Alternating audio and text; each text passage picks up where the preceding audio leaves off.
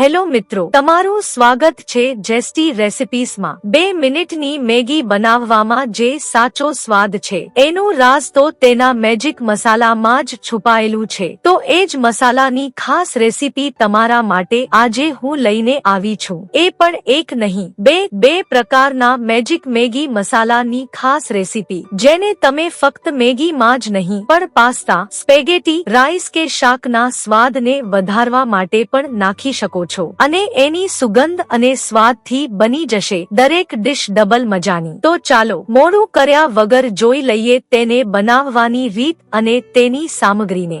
મસાલો બનાવવા માટે 2 ચમચી આખા ધાણા, 1 ચમચી જીરું, 1 ચમચી વરિયાળી, 1/3 ટીસ્પૂન સૂકી મેથી, 2 તેજપત્તા, 1 ટુકડો તજ, 5 એલચી,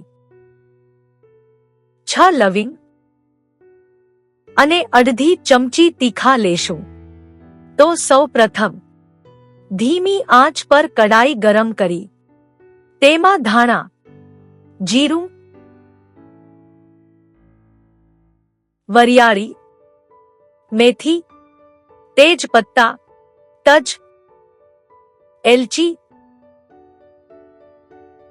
લવિંગ અને તીખા ઉમેરીને શેકી લઈશું।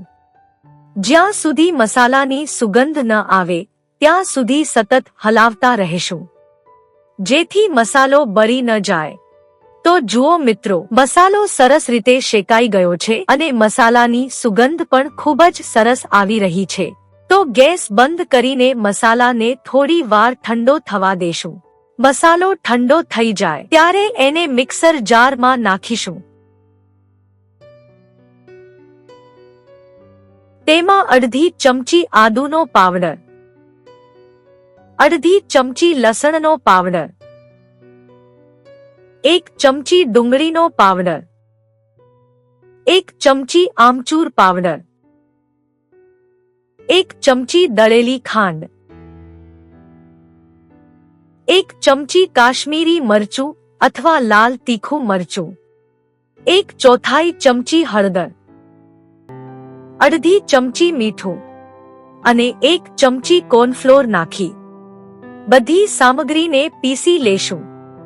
તો મસાલો એકદમ સરસ રીતે પીસાઈ ગયો છે, તેને બાઉલમાં નીકાળી લેશું। હવે જોઈ લઈએ મેજિક મસાલો બનાવવાની બીજી સરળ રીત। તો મિક્સર જારમાં 2 ચમચી ધાણાનો પાવડર, 1 ચમચી જીરાનો પાવડર, 1 ચમચી ગરમ મસાલો, 1 ચમચી કાશ્મીરી કે લાલ તીખું મરચું, 1 ચમચી ડુંગળીનો પાવડર, 1 ચમચી આમચૂર પાવડર, અડધી ચમચી આદુનો પાવડર, અડધી ચમચી લસણનો પાવડર। જો તમે ડુંગળી અને લસણ ન ખાતા હોવ તો તેને સ્કીપ કરી શકો છો। અડધી ચમચી મરીનો પાવડર, 1/4 ચમચી હળદર, 1 ચમચી દળેલી ખાંડ, 1 ચમચી કોર્નફ્લોર અને અડધી ચમચી મીઠું ઉમેરીને પીસી લેશું। મસાલો એકદમ સરસ રીતે તૈયાર થઈ ગયો છે, તો બાઉલમાં નીકાળી લેશું। તમે આ મસાલાને કાચની બોટલમાં ભરીને લાંબા સમય સુધી પણ સ્ટોર કરી શકો છો। તો મિત્રો, તૈયાર છે એક નહીં બે પ્રકારના મેજિક મેગી મસાલાની ઝટપટ બની જાય તેવી રેસીપી, અને બંને સ્વાદમાં ખૂબ જ ટેસ્ટી અને ઉપયોગમાં ખૂબ જ સરળ। એ પણ કોઈ જાતની મિલાવટ વગર ઘરની જ સામગ્રીથી તાજો મસાલો બનાવીને તૈયાર કરી શકો છો। તો આ રેસીપીને એકવાર જરૂર ટ્રાય કરજો, જેને તમે બધી ડીશમાં નાખીને તેના સ્વાદનો જાદુ ખરેખર અનુભવી શકશો। તો મિત્રો, આજની આ રેસીપી કેવી લાગી કોમેન્ટ બોક્સમાં જરૂરથી જણાવજો।